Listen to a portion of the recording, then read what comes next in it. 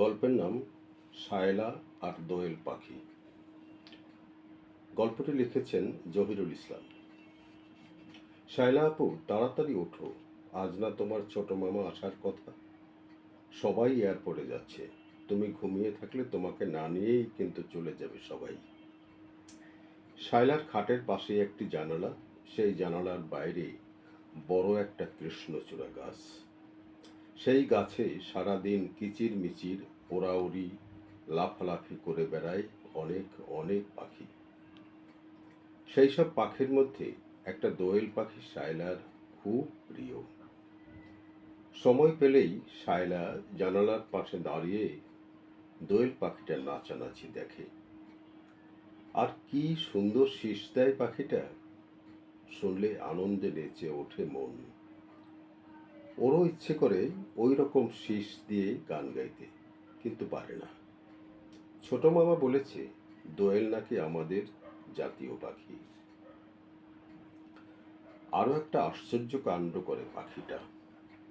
রোজ দুপুরে খাবারের পর ওদের শোয়ার ঘরের খাটে কিছুক্ষণ ঘুমায় শায়লা।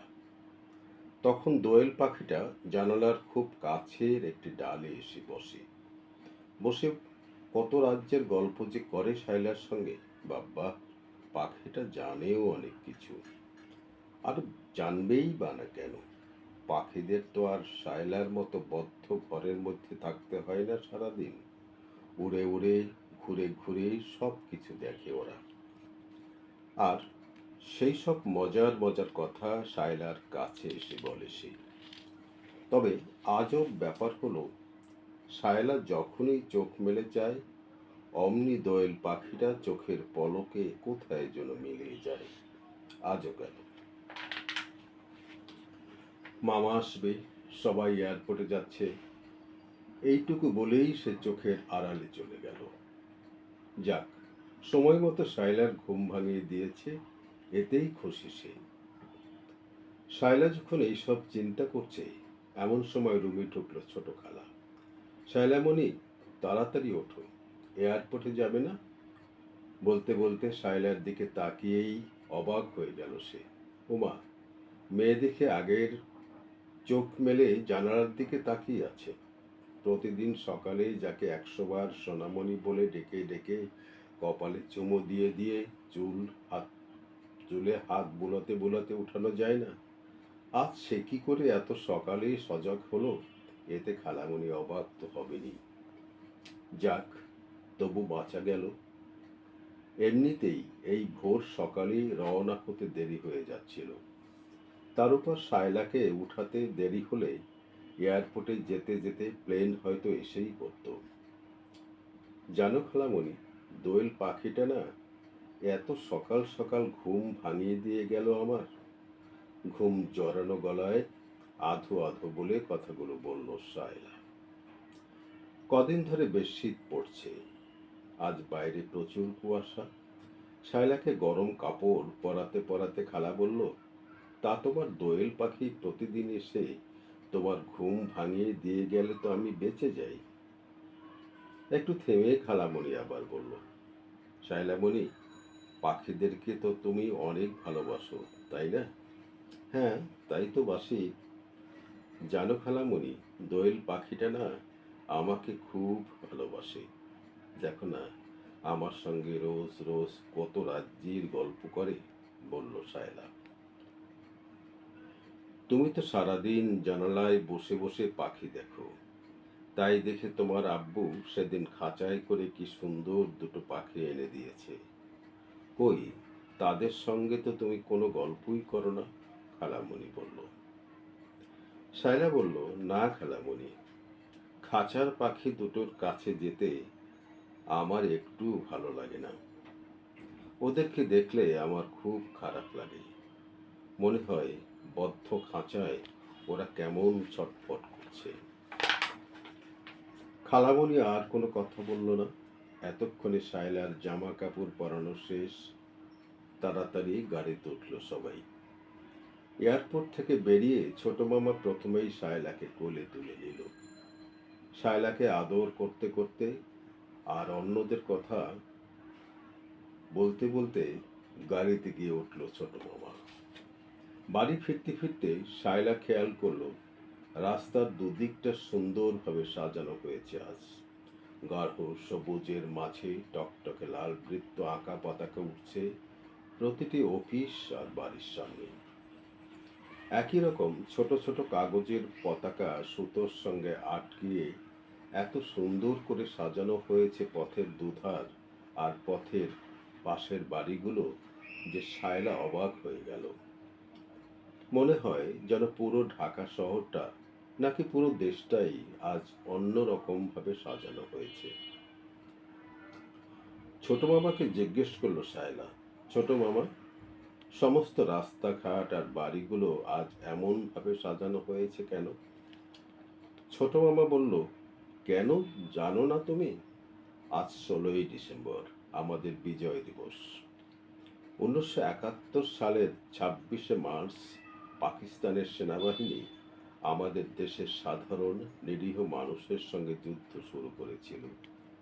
সেদিন এই দেশটাও ছিল পাকিস্তানের অংশ।